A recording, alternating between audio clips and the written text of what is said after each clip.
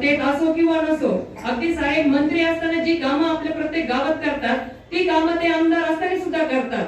आणि म्हणून त्यांना काहीतरी मंत्री व्हायचंय किंवा सत्तेत जायचंय यासाठी नाही, परंतु आपला कुटुंब करता म्हणून आपल्याला ते त्याप्रमाणे आपलं कुटुंब करण्याचं कर्तव्य पार पाडतात. त्याप्रमाणे केली.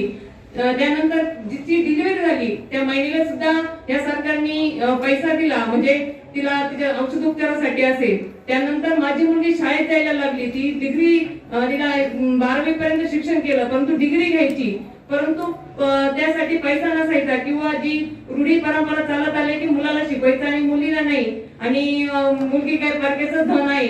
परंतु असं न होता त्या मुलीचाही तितकं शिक्षण घेतलं पाहिजे, ती मुलाप्रमाणे मुलगी माझी पायावर उभी राहिली पाहिजे.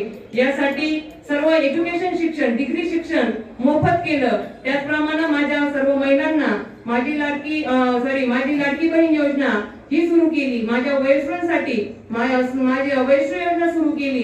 आणि त्याचप्रमाणे माझ्या प्रत्येक महिलांसाठी जे एसटीचं बस भाडं आहे ते सुद्धा मोफत केलं. ही तर खरं मी महाराष्ट्र सरकारचं आणि मोदी सरकारचं मनापासून आभार प्रत्येक